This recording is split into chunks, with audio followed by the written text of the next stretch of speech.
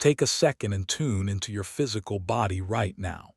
Notice the tension in your jaw, the slight elevation in your heart rate, the shallow rhythm of your breathing.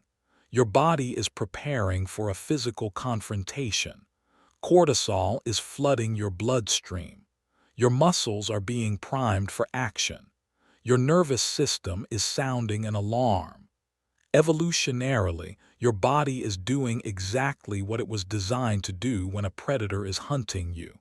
It is preparing you to fight for your life or run for it, but there is no predator. You are sitting in a chair, staring at a screen. The threat that is altering your biology, aging your cells, destroying your sleep, and suppressing your immune system does not exist in the physical world. It exists entirely inside your head. An unread email, an ambiguous text message, a conversation that hasn't happened yet, a future disaster your imagination has already turned into reality. You are damaging your real body to protect yourself from ghosts. This is the great tragedy of the modern human mind. We conquered many of the dangers of the natural world, but in the process, we created a psychological wilderness filled with predators that exist only in our imagination. Nearly 2,000 years ago, a man who endured some of the worst conditions imaginable discovered a way out. His name was Epictetus. He was born a slave. He was tortured. He was physically crippled. Yet he achieved a level of inner freedom that countless people still spend their entire lives searching for. His philosophy rested on one profound realization: human beings are not disturbed by reality itself. They are disturbed by the stories they tell themselves about reality. To understand why this idea is so powerful, we must first examine a fundamental misunderstanding about how emotions work. Most people believe a simple equation. Something happens, then they feel an emotion. A bad event creates anxiety. An insult creates anger. A rejection creates sadness, but Epictetus saw something everyone else missed. There is a hidden step between the event and the emotion. The real equation is event, narrative, emotion. The event happens. Your mind creates a story about the event, and then your body reacts to that story. Imagine it is Friday afternoon. Your boss sends a message: "Come see me in my office first thing Monday morning." Immediately your stomach drops. Your weekend is ruined. You replay every mistake you have made. You imagine being fired. You imagine financial disaster. You imagine failure. But what actually happened, objectively? A few words appeared on a screen. That is all. Everything else was created by your imagination. Your nervous system responded not to reality, but to a story. And when Monday arrives, your boss congratulates you and gives you a new opportunity. You suffered for 2 days because of something that never happened. This is what Epictetus wanted us to see. Most suffering is not caused by events. It is caused by our interpretation of events. To understand this even more deeply, consider the ancient concept of the 2 arrows. Imagine you are struck by an arrow. The pain is immediate, real, unavoidable. This first arrow represents objective pain: loss, failure, illness, disappointment. These experiences are part of life. No one escapes them forever. But then a second arrow strikes the exact same wound. This second arrow is different. You fire it yourself. It is the voice in your head saying, "Why me? This isn't fair. My life is ruined. I'll never recover." The first arrow causes pain. The second arrow creates suffering. And according to Epictetus, almost all unnecessary suffering comes from that second arrow. The first arrow may be unavoidable. The second arrow is optional. Think about being trapped in traffic when you're already late.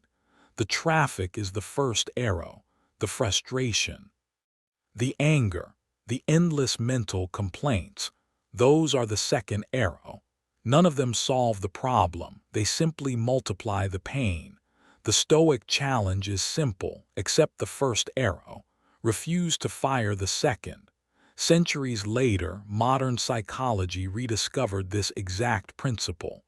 Cognitive behavioral therapy, one of the most effective psychological treatments ever developed, is built upon the same foundation.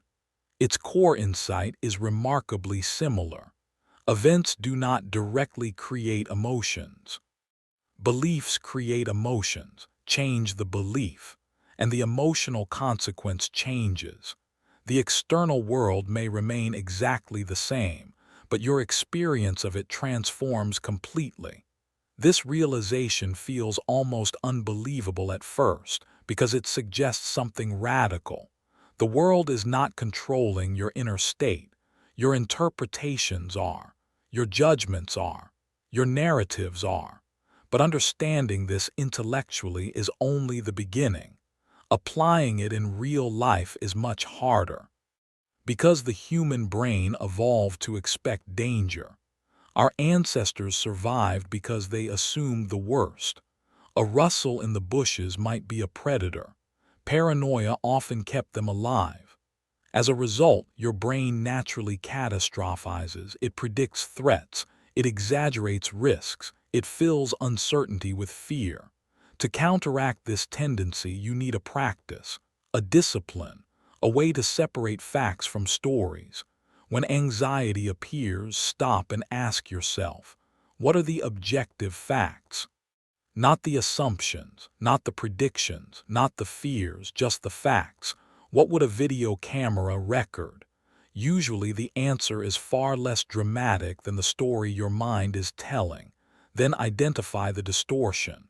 Are you predicting the future, reading someone else's mind, catastrophizing, assuming the worst without evidence? The moment you recognize the distortion, you weaken its grip. You stop treating every thought as truth. You begin observing your thoughts instead of obeying them.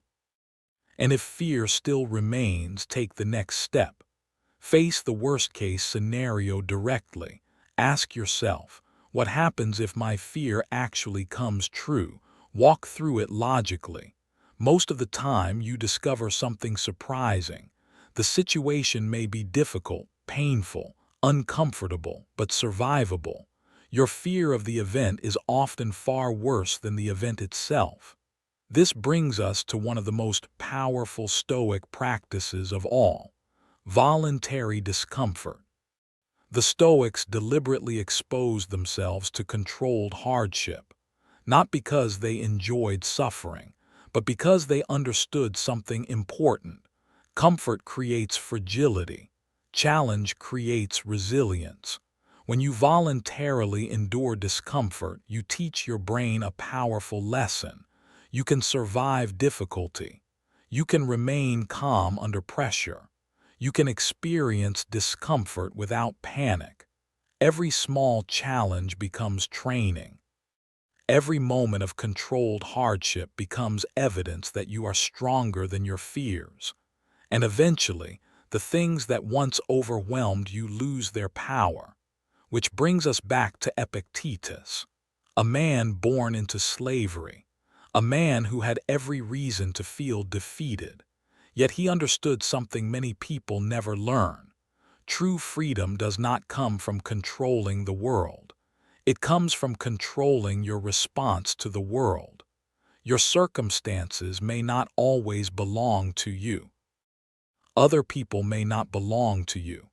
The future certainly does not belong to you, but your judgments do, your perspective does, your mind does, and that is where real freedom begins. So the next time anxiety tightens its grip around your chest, pause, look at the facts, separate reality from imagination, accept the first arrow, refuse the second, because most of the monsters chasing you exist only in stories. Most of the predators live only in your mind. Turn on the light of objectivity, and you may discover something extraordinary.